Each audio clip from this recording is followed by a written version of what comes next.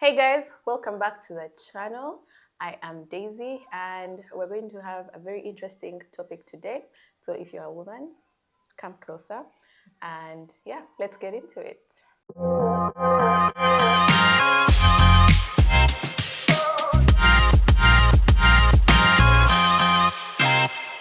Today we're talking about low sex drive. If you're a man watching this video, send it to your woman, your wife, and let's get learning. I have Dr. Lucy with me today. We're going to be talking about the low sex drive, hormonal changes that happen in women, how they affect us, the different hormonal changes that we can expect throughout our life, and how we can maybe combat them. Yeah, welcome to the channel. You're welcome. Again, this is her third time here. Yeah. So, hi, I am Lucy Nanonji, and I am a medical clinical officer, a data scientist, and a public health specialist in training. Daisy, thank you for having me here again and again and again this time around. And you will keep coming because you are a wealth of knowledge. Yeah. Yeah, and I think it's important for us to learn our bodies and the different things that our bodies go through. Yes, that is true. So, do women naturally have a low sex drive? Like, is it a thing? I would say no. I would say no because based on the context under which we are talking about sex, like on the show, we are talking about sex in the context of marriage and between, like in a Christian marriage setting. Yes, please. Yes, and the Bible has told us that every good and perfect gift comes from God, the Father of light, from whom there's no shadow of turning.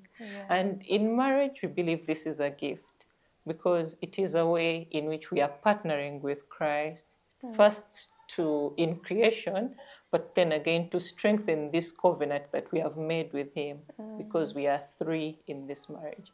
So the concept of low sex drive in women, I think it has come from the place where the world has demonized sex.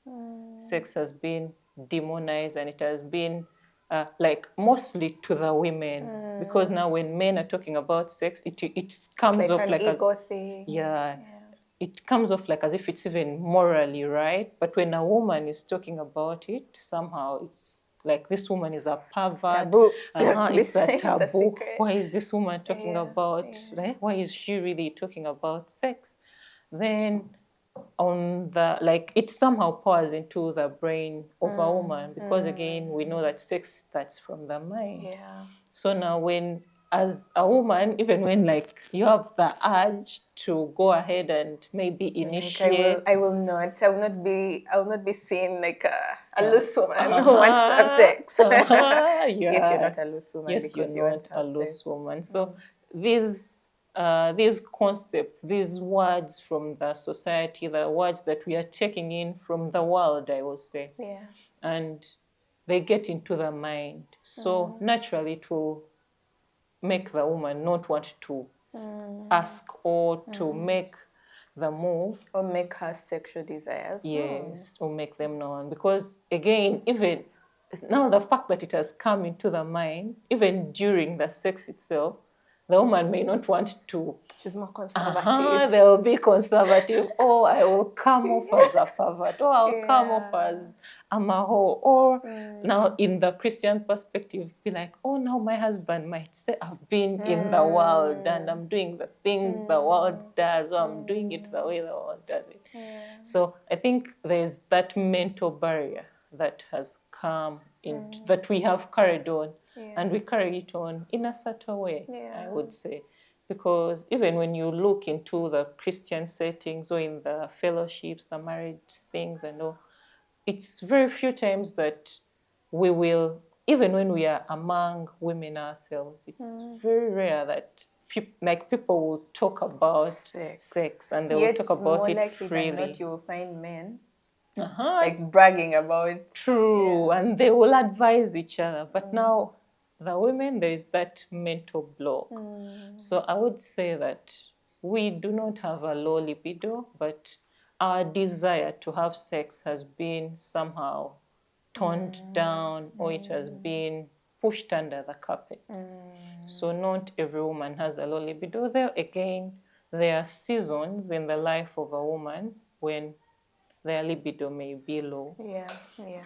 So now, even before we get into the seasons, it's how do we come out of that mindset block about sex Oh, that is affecting our libido? it's affecting the libido.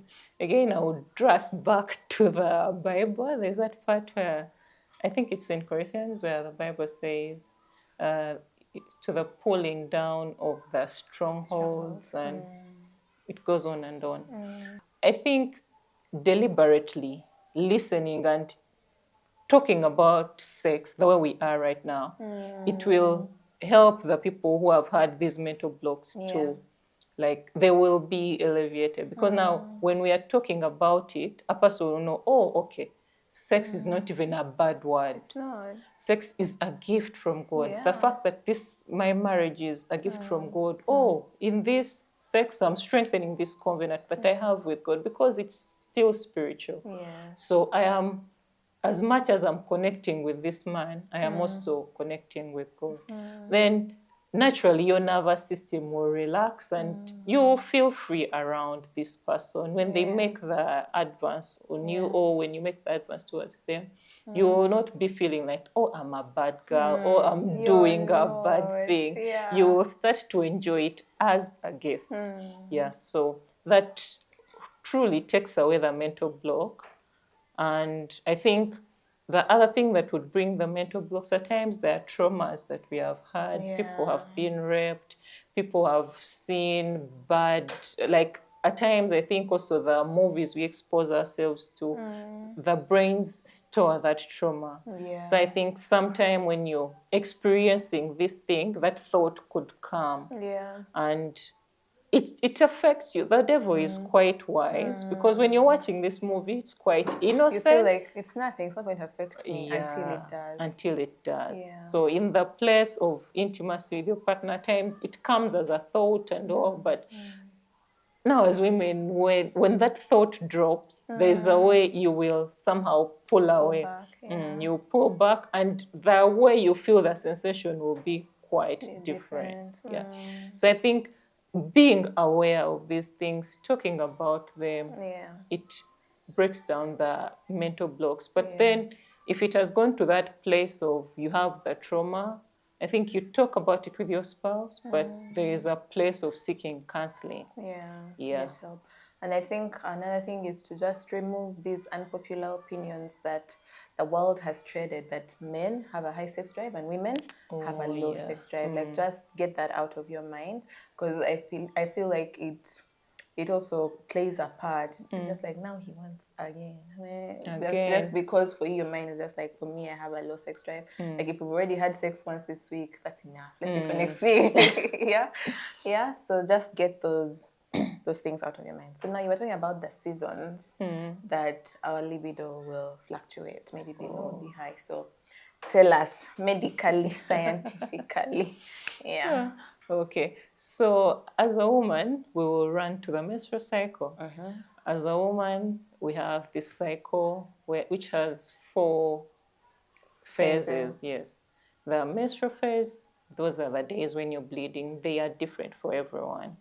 Then there is the follicular phase, when you're finished bleeding and now the body is gaining back and the egg is being formed. Then we have ovulation and the luteal phase. Ovulation is... Yeah, we are getting to that. We are getting to that. So when we are menstruating, every hormone is at its lowest. Yeah. Now when we get into that follicular phase, it's mostly 12 to 13 when the days. egg is maturing. Yeah. So it is in the ovaries. So the ovaries, an egg will be produced. Now, when this egg is being produced, the ovaries, a hormone called estrogen is going to be produced. Now, estrogen is this female hormone. It's the hormone responsible for our supple skin. It's now in the context of sex, it's the hormone responsible for arousal, for you to be in the feels, to get into the feels. So some women, like immediately after periods, like the urge or the sex drive, you'll be, starts to go up. it starts to go up and up and up and up, and it will peak at ovulation. Yes, because now the egg is being released, and ready estrogen. for fertilization. Yes, estrogen is at its highest. Naturally, when estrogen is at its highest, and it's the hormone responsible for arousal. So you are easily aroused, and the things that come with arousal, it still increases the vaginal fluid, so they are still in their highs. So you don't have to work hard for lubrication. No, your concoctions like You are on don't have to leave. drink okra. No, nothing. They are on leave in that season, and it's normally 3 to 4 days in some women. Still, it varies with all of us. Then after that, we go into the luteal phase. Now, estrogen will relax. Yeah, it decreases. Then we get a high in progesterone. Now, estrogen is like that thing that's responsible for, like, let the egg come out, let us try to have a baby, let's have a baby, let's have a baby. Now, oh no, we're not having a baby. Yeah. Fine. Okay. Yeah, the egg has come, so it's like, oh, okay, now try to have a baby. Now, when progesterone comes in, it's the one for let's prepare for the baby. So progesterone will work mostly to prepare the uterus for the baby. You realize in this phase, sometimes you have low energy, you're craving a lot of, you're craving sweet things, you're craving high carb foods and all these things. So now the body is concentrating on preparing the womb to have the baby. So estrogen is on its low. Even you as a person, you feel drained because the metabolism is really high, but it's concentrating on preparing for the baby. Yeah. So in this season, you even realize you're moody, you don't want to know. PMS. That's PMS. Yeah, you just really don't want to know. But it's a natural process that's happening.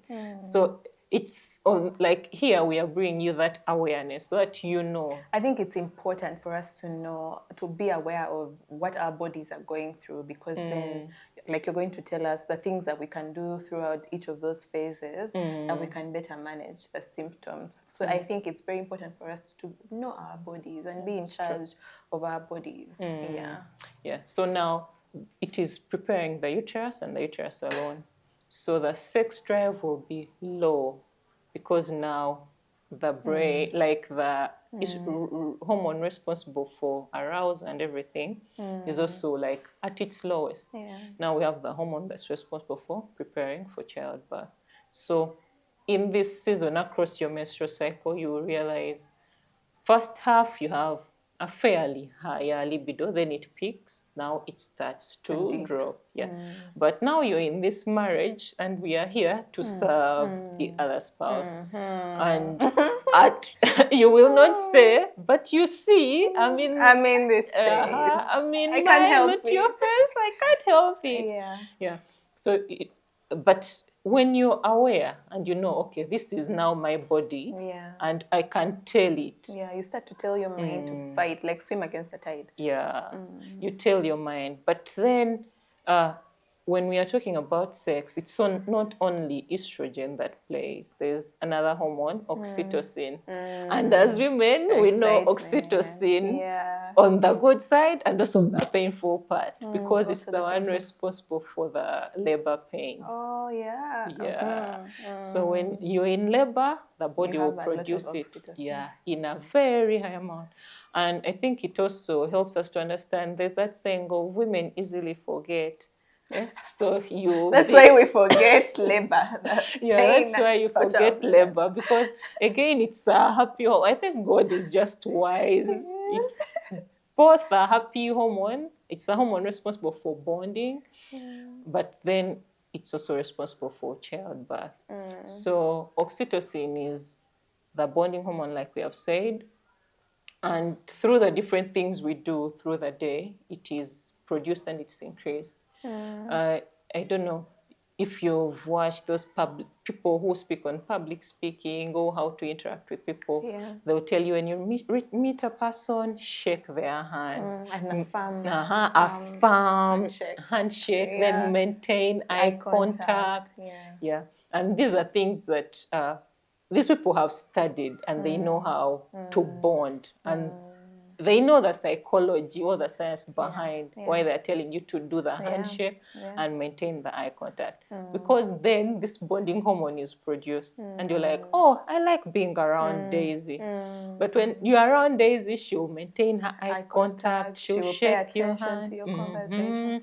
You'll get the hug. So in those things, oxytocin is produced. Now, back in the context of marriage and us understanding how to increase this libido or understand the things that will make the woman or you as a woman to understand the things that will make it go low, first, we are not really into this thing of keeping eye contact or spending time together, cuddling. You're like, oh, but those are things for why. It's me, I know I'm here in this marriage and it will work out. May have to cuddle.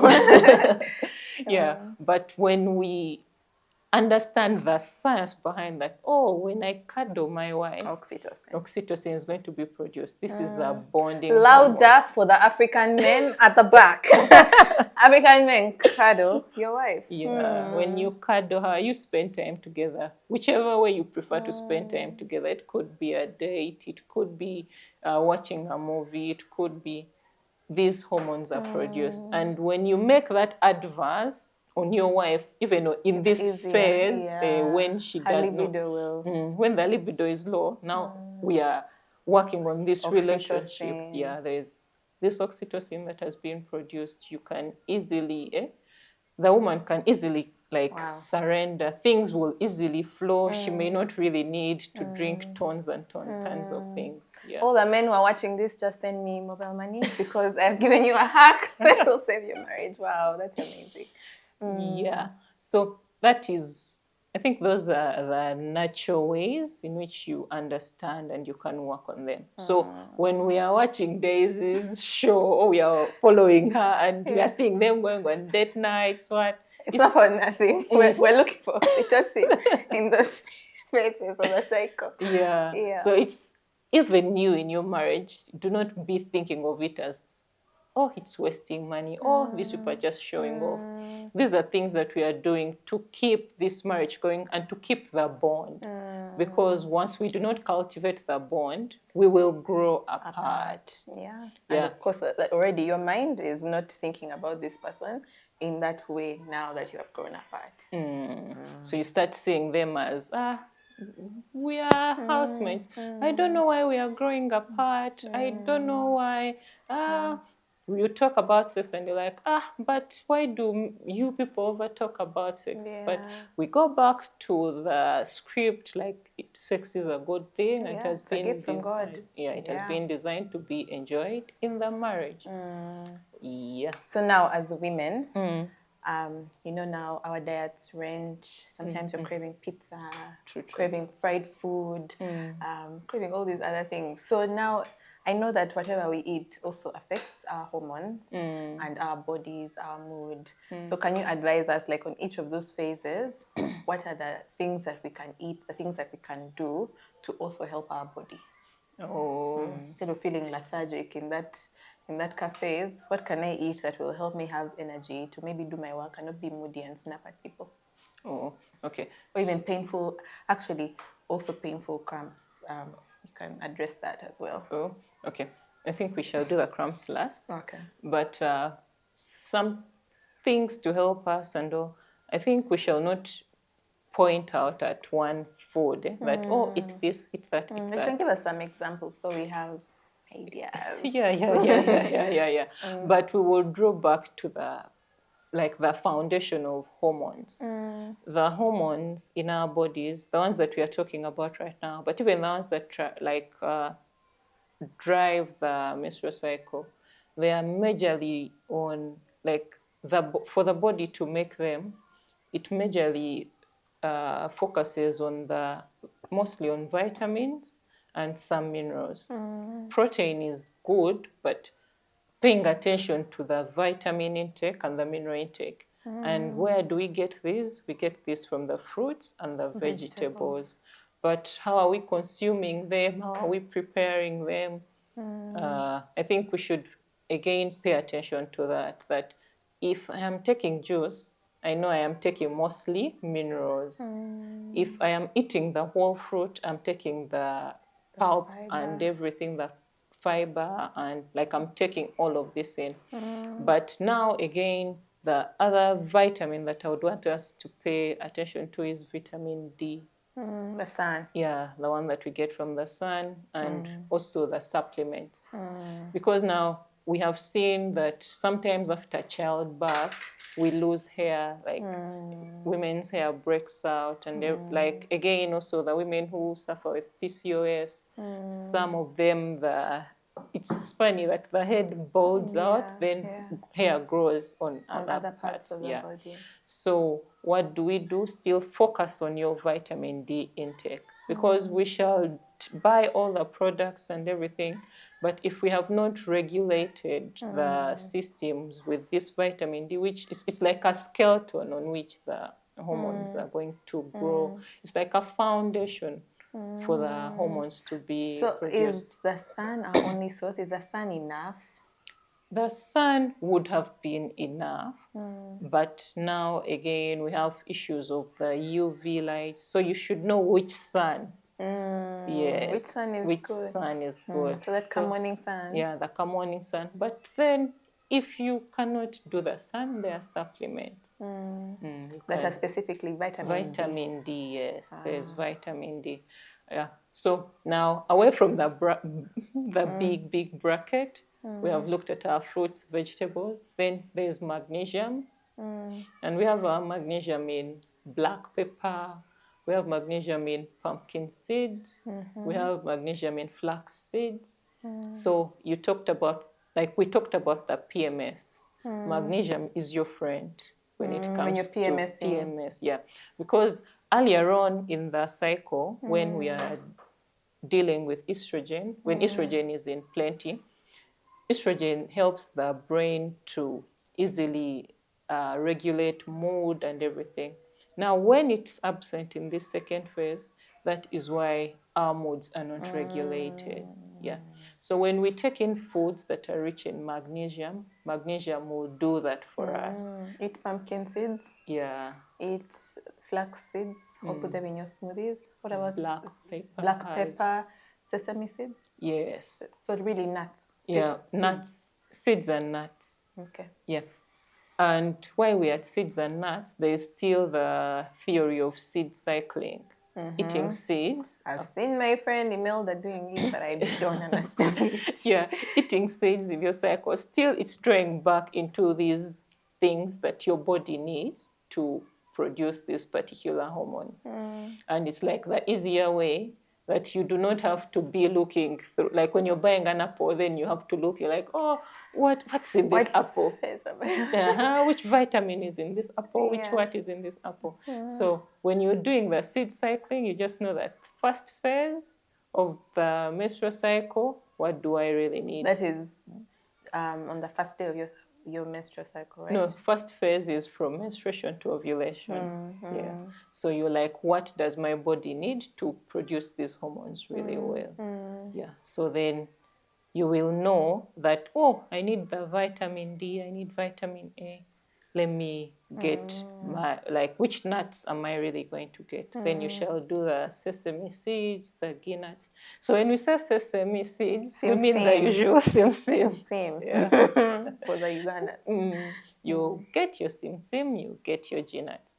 Then when we still also the black seeds, not black pepper, black seeds. Yeah. When we draw to the other part of it, we shall still know that we need zinc, we need magnesium. This is after ovulation? After ovulation, yeah. Because now we know that we need the magnesium to regulate moods, so that we are not snapping at people. You're not PMSing. Yeah. So in the second phase, we shall go for our pumpkin seeds. We shall go for our hemp seeds. we shall go for flax seeds. Yes. So if you're doing your shopping, you know, I'm buying this for me as mommy. Me as me. Yeah. Okay, and then what is the best phase to eat junk food? Like when junk food does not put you in a bad mood later or bloat you, what's the best time to eat junk food? Then what's the best time to eat salad? And I would say there's no best time. Really? Yeah, but what you should be aware of is when you're in this phase towards the menstrual cycle, you're going to crave the junk food because of the high metabolism. We know now the body is working to prepare uterus for the baby. We want to prepare for our baby. Yeah, so the metabolism will be high, and sometimes you realize that even your cut temperature, It's a bit warmer. it's a bit warmer. Your body is a bit warmer, so it is. Since the body is craving this food, it is working hard. At times, like you will realize it's even harder to fast in that phase. Yeah, You will that's try hungry. you feel hungry at 10. You're like, but what is this? The devil has come early. But when you're eating the junk, let me say you've opted to have a pizza, there's a healthy way to eat your pizza in a way that's not going to really disturb your diet that you're on. Curious to know what's the healthy way to eat a pizza. A healthy way to eat a pizza, still as you're ordering for it, you make sure there's a good amount of protein. So all meats. Yeah, there's a good amount of protein. There's a good amount of the fiber. It's still a pizza, but you're still drawing back to the healthy plate. Yeah, there's a good amount of protein. There's a good amount of fiber, and then cheese is protein. But I think there's no pizza that doesn't have cheese. There are there are friends of mine who don't do cheese and they just order for pizza without cheese. Oh, I thought I cheese think makes it just pizza. makes sense. Yeah. Yeah, but then cheese is protein. So now again, you draw into the portion control. Like Don't eat half a pizza. or even the whole pizza. So now you know, as much as the body is craving and Eat desiring like 2 for this slices thing, and then I pick have an done, apple. I have done this amount. The craving will be sorted, but then now I have to do the vegetables so that You balance. I'm balancing Life this. has sort of balance. Yes. Wow. So even if you're craving the donut, now we have talked about a junk food that already has the protein. So how about when I'm craving the junk food that doesn't really have protein? No, I'm craving ice cream. Should I not have the ice cream? Then milk protein. No, now it's protein with a lot of sugar. Yeah. So now we realize that when you get the ice cream, it comes with those nuts. Sometimes. Sometimes. If you get it from that place that has nuts. Yeah, the place that has nuts. So now you are being brought to the awareness of it. That when you eat a protein before a high carbohydrate diet, it will do your body more good. So before I eat ice cream, eat some nuts. Eat those nuts, or you ask the person to add some nuts. Yeah, to give you more nuts. Then you can eat the ice cream. Yeah, then you eat coat the stomach properly. With the nuts, then you go ahead. So even if you don't have nuts, but you have any other source of protein, you do the protein first. Yeah. The same will go for the donut, the cookie. Yeah. So you first do the nut. Then you do the This is a cheat carbohydrate. sheet in eating junk food. Yeah, but again, we draw back to the knowledge of portion control and your relationship with the food. Yeah. Don't eat just a handful of groundnuts and finish a 1-liter tub of ice cream. Yeah, so we are doing the portion control. You like, okay, I'll have 1 scoop, but with the protein first. Okay, so as we conclude, what things can we eat that can increase our libido, if there's anything, but also increase lubrication? I know people want water. Now, we are to boost libido and then the lubrication. This whole thing will work out if you have good vaginal health. Yeah. We have done a video on vaginal health. Yeah. So it So will scroll help down. if you go back and you watch that, because now we can't really go into it. But simple things is acidic foods will help to balance the pH pH. of the vagina. Foods with probiotics will give you a good Bacteria. yeah, it will give you a good bacteria, a good microbiome. And with don't insert garlic, manyawat in your yes. vagina. So insertion will not really help. Now, why insertion of different things is really bad for you is fine, it may bring the healing, but it brings the healing with scarring. And this place is self-cleansing and everything. Which place? The vagina. The vagina is self-cleansing, and if you're taking medication for it, like let me say you've had an infection or you've had an episiotomy while giving birth and all these traumatic things, the medication that you're taking will systematically move, like through your systems, it will move and it will help the place to heal and repair. And it really heals fast. So when it heals, it will go back to normal. Do not have the mental block of, oh, I think I'm wide, oh, I think I'm this. No. When it heals, it will snap back. Come on. Yes. So don't. But you can do Kegels. Yes, yes. Also, that now, the good thing you've talked about Kegels, now my mental, that's Sorry. my And when you said wide once. but while we are still at it, anyway, at the Kegels, the pelvic floor, the muscles, when we do the Kegels, it will strengthen this pelvic floor. Now, the pelvic floor has many organs. Where there's the clitoris, and which is the one responsible for the pleasure and stimulation, and you as a woman enjoying the sex itself. So when you do the Kegels, like the sensation will improve still when you're having the sex. But now again, going back to our foods to eat, we have talked about the probiotics food. We have talked about the foods that are acidic, because the pH of the vagina is acidic. It will help to condition, like the way we condition our hair, we do things with our skin. This is the conditioning that you can give to your vagina. So you will have the acidic foods, the pineapples. You've seen people say, oh, eat up, eat. Oh, today he's there, eat pineapples, do this, yeah.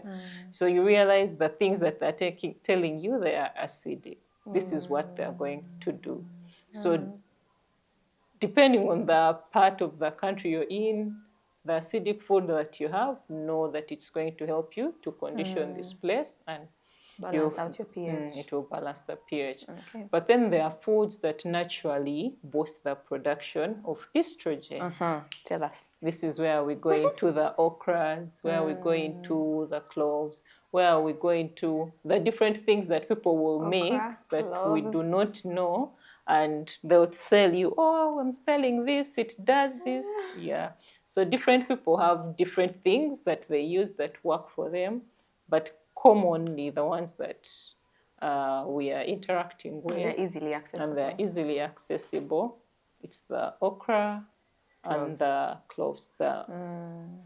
Those that I can mention offhand. Wow, you are saving marriages and saving men and women. So thank you for empowering us. If you have any questions about sex or anything, just drop them in the comments. If you want it to be private, you can send me a DM on Instagram, or Lucy, her page is Mokazi Wellness on Instagram. I'm going to put it in the description, and ask her all these questions. Let's be empowered. Let's learn about our bodies.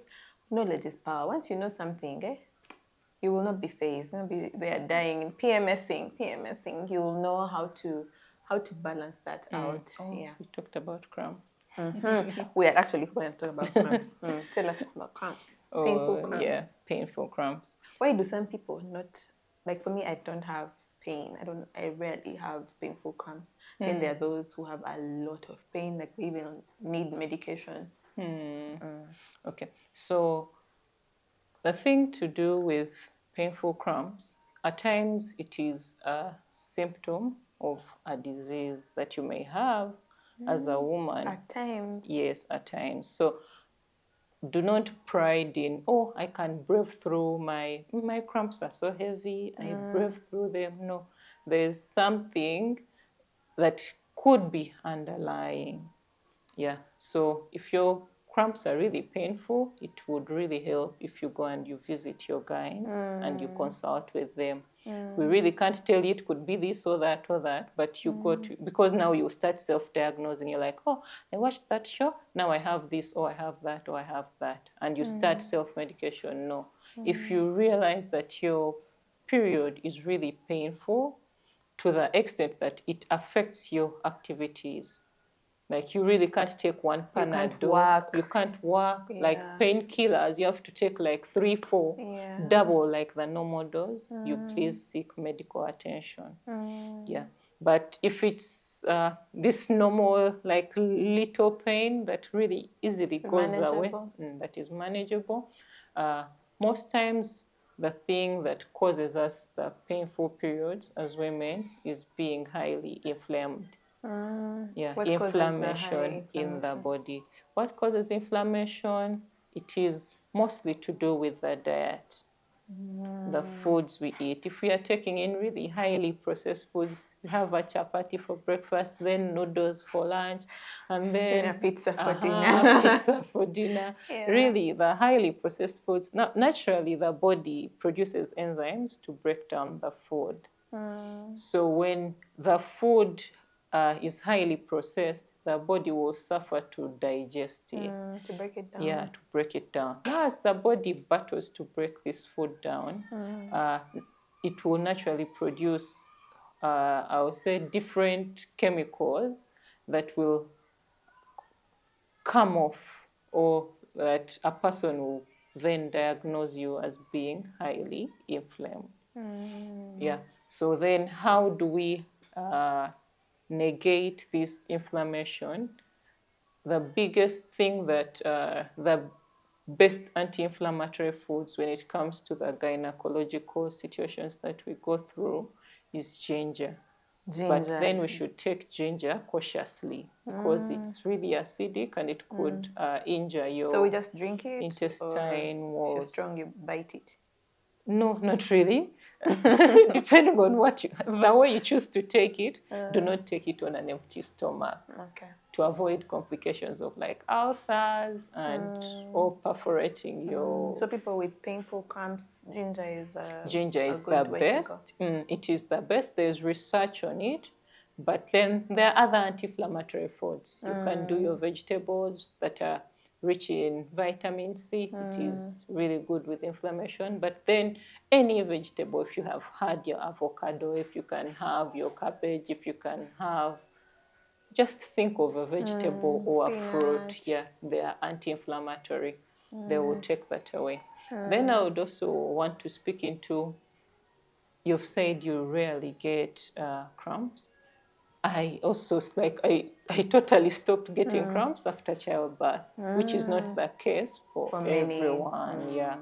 So as women after childbirth, the uterus, it's the same place that carries the baby. It's the same place that dictates all these hormones and stuff. It dictates these hormones, but it becomes as if numb or less receptive to the prostaglandins. Now, prostaglandins are those hormones that are responsible for it to contract. And we have the baby, and again, we have the menstrual periods. So when you give birth, at times it will become less receptive on the pain part. So that's why some people will not really, like they will stop having the cramps. Then some people will say, my cramps really became worse when I gave birth. So that means that your uterus became more receptive to these prostaglandins. But again, to draw back to the foods that we have been talking about, they help to reduce again the production of these particular prostaglandins that are responsible for the pain. So if less of them are being produced, then less of the cramps you will get. So take ginger. Yeah, you take your ginger, you take still black pepper helps, turmeric helps, those anti-inflammatory foods, they will help. Wow. Yeah. Thank you, Dr. Lucy. You're welcome. We are so grateful. We have learned so much. I've learned so much. I know I have to watch this video back and with a notebook. I hope you've been writing down your things. Watch this video and just be empowered on how you can take charge of your body. Yeah, God has given us all this information. He has put all these foods for us, but we just don't know how to use them. True. I will see you next week on Friday, same time. Remember, I am rooting for you. Bye. Bye.